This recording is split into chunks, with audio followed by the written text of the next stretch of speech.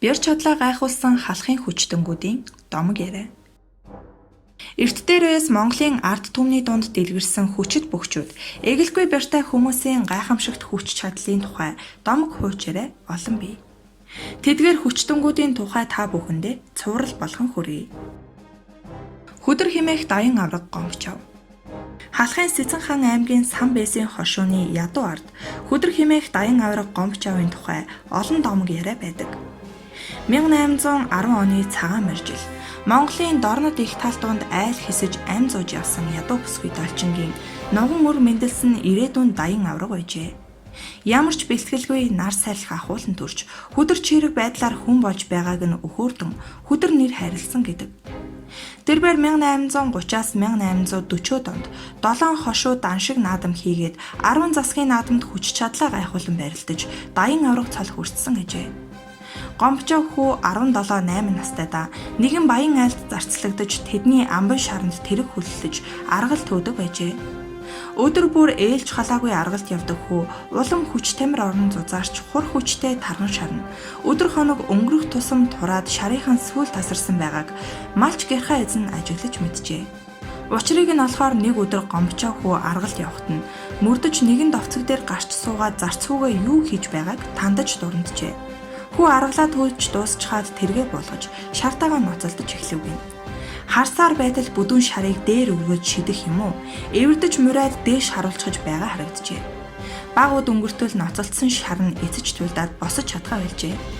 Тэгмэгц хүү шараа өргөж босхон хөтөлж өөрөө тэргэнд орж аргалаа гэрийн ойролцоо авч ирээд шараа тэргэнд оруулж гэрийн гадаа аргалаа буулгахыг нэгэнгүй харсан баян шар нь турж ицээд байгаагийн учрыг олжээ.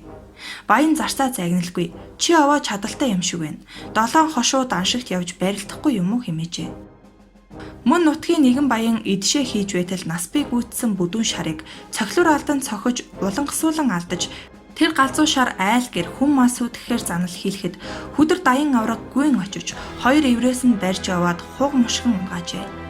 Насбыг гүйцсэн буухыг номхруулахаар хоёр эврээс нь барьж аваад мөртөл хүзүүн хугарч үгсэн гэж домоглон ярилцдаг. Ийхүү хойд жил нь 19 настай хүдэр нутгийн бөхчүүдтэй цуг 7 хошууны их даншигт хүч үзэхээр даах хүрийг зорж дорндын их талаас анх удаа гарчээ. Наадмаас ганц өдөр хоцорч очисон ч ам авч барилдах эрэхтэй даншигын цалтай том бөхчүүд замдаа айл хэсэж дайлуулж наргиж цэнгэж налайгаад мөд хүрээ орох шинжгүй болохоор нь аманд гарч үзээгүй хөвгөн ихэд яарч том бөхчүүдээс хүрээ орох зам заалгаж аваад төрүүлээд алхажээ. Гэтэл нутгаас гарч үзээгүй болохоор зам буруу замнаж нэгэн их модтой уус донд ормогц төөрж бидэлж баруун хойш чиглэх зам хөндөй даган явжээ. Тэгсээр хөндөй өндөр уус донд орой нар шингэх үеэр нэгэн айлд буужээ. Гэтэл тэнд хонохыг хүссэнгүй. Бушуухан явмаар санагдсан тул хүрээ орох зам асуужээ. Уранхай ноорхой хувцастай биерхүү булаа хөвгүнийг гэрийн эзэд цай тараг хоормгоор дайлаад энэ их үргэлжилсэн уулын өвөр талаар тойрвол 2 хоногийн зай бий. Ар шилээр нь давдаг өөр нэг балархай жим бий. Тэр жим их ойр боловч хүн амтан явхаа байсан юм.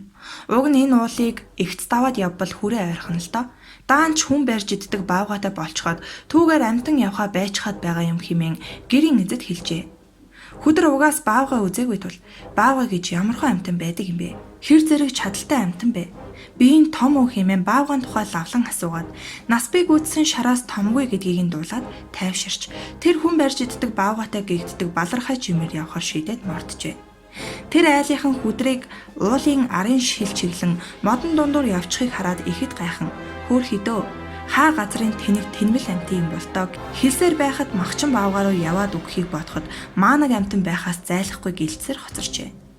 Үүр цайх төхөж байхад гэрийн хан шажигнаж унь унаж эхлэхэд өнөө айлынхан учиргүй яаж өнөө маанагыг баавгаа барьж идчихээд биднийг барьж идэхээр мөрөөр нь ирснээс зайлахгүй хэмээн айж имэцгэж байтал хаалга онгож бүдүүн хар юм орж ирэх шиг болсноо пит хийдэл газар очиод чив чимээгүй болчихов гин. Гэрийн эзэн шүдэнд зурж харвал тэр нь баавгаа биш. Өнөө залуу цус нүчтэйгөө хутгалтжсэн хөвтөж байх нь тэр. Гэрийнхэн босч тулгын баруун талд тэрийн унсан хүдрийг өндийлгэж үзвэл 2 гарынхан шуу гадна талаараа юу ч үгүй урагдан зулгарч цус нь асгарч байжээ. Гарыг нь угааж боож өгөөд сүүн амсуулан сувилж нар гарах үед ухаан орсон хүдрээс юу болсныг асуувал Би эндээс мордоод замын ойрыг бодож уулын шилт аваад дөхөж очтол харанхуй дунд морь маань үргээд урагш явж өгсөнгүй. Тэгэхээр нь буугаад морио хөтлөн явтал урдаас маань их үстэй том хар амтан над руу тэр чигээрээ дайраад ирэхтэн сандрахтаа би хоёр гараараа хоёр чихнээс нь барьж аваад доош дарж мөргүүллээ. Гэтэл тэр амтан аймаар муухай дугарч дээшээ өндөж ирэхтэн хичнээн хүчлэн даравч дийлсэнгүй. Надтай чацуу болон босч ирэв. Би барьсан барьцаа алдахгүй байж дахин доошоо дарж газар улам хүчтэй мөргүүллээ. Тэр амтан улам хүчтэй босч ирлээ. Дахиад л би дарлаа. Ингэж тэр амтан бит хоёр дээш доош бололцсоор шүнийг барж сүүлдээ айх цуцах дийлээд юугаач мэдсэнгүй. Нэг мэдхэд тэр амтан хөдөлгөө байсан. Тэгэд миний хоёр шууны арьс мах зулгарч гүйцсэн болохоор орхиод танах руу ирлээ хэмээжээ. Энэ яриг сонссон гэрийнхэн энэ хүн лав солиорч айснаас болоод дими ярьж байх шиг байна. Хэрэв нөгөө аюултай баавгатай тааралцсан бол юун тэгж барьж авч дарж дийлэх вэ? Энэ байтгаа 20-30 хүнч дийлэхгүй гэлцээд өдөр болсон хаана хідэн хүн нийлж нөгөө газар нь очижээ. Гэтэл нутаг усныхны зүрхэнд орсон нөгөө аимшигт том баавгай толгооны арьс хошуунаасаа гэдрэг шамарч ясмах нь гарчсан үхсэн байв. Түүний толгоон дэргэд нилээд гүнзгий нүх байх бөгөөд энэ нь хүдэр баавгайг хоншоороор нь мөргүүлсээр байгаад газрыг хонхойлгож тэр нүхэнд хоёр шуугаа үрж гүйцсэн хэрэг байжээ. Ийхүү тэд ирээдүйн даян аваргын хүч чадлыг гайхаж биширсэн гэдэг. Хүдэр тэр жилдээ барилдаж чадаагүй боцжээ. Гэвч түүний хойд жилийн даншиг наадамд барилдсан гэдэг яриа бий. Сэцэн хаан аймагт ажиллаж байсан хятадын худалдааны том пүүсийн эзэн данжаад нэг өдөр хүдэр даян аваргыг гэртээ урьж би Бээжин явна. Чи миний ачаа хүсгийг хамгаалж Бээжин хүргэж өгөө. Би чамд их шан хүс өгнө гэсэнд хүдэр даян аварга тэр пүүсийн жингийн цуваг хамгаалагчаар явсан юмсан ч. Хятад пүүсийн эзэн өдгөөгийн өвөр Монголын нутгийн гүнд орж нилээд явснаа. Гэнэт жингийн цуваагаа зогсоож энд үдлэн ачаагаа буулгах хэмээн тушааж хүдэр даян аваргыг дуудан чамайг маш их чадaltaй сайн бүх гэж дуусан. Чи энэ чулууг өргөж тэр чулуун дээр тавиа. Тэгвэл чамд их шан өгнө гэд хэвтэж буй бүдүүн үхрийн дайтай хөгчөлөө рүү зааж гин. Хүдэр даян авраг зодог шуудгаа өмсөж цолоо дуудууснаа өнөө нүсэр том чулууг сэв хийтэл өргөж том хадан дээр аваачиж тавьсанд хятад данжаад амсан ёсороо түнд их шан өгч чулуучнаа дуудаж энэ чулууг халахын хүдэр даян авраг өргөж тавив хэмээн тэр чулууны бөөрөн дээр сэлүүлсэн түүний мөнхийн хөшөө дурсгал болон өдгөө хүртэл бараа сүртэй харагддаг.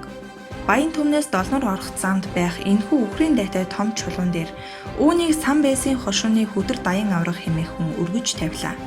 Ийм хүчтэй хүн байсныг хожмын хүмүүс мэдтүгэ гэсэн хятад бичгээр бичсэн байдаг ажээ.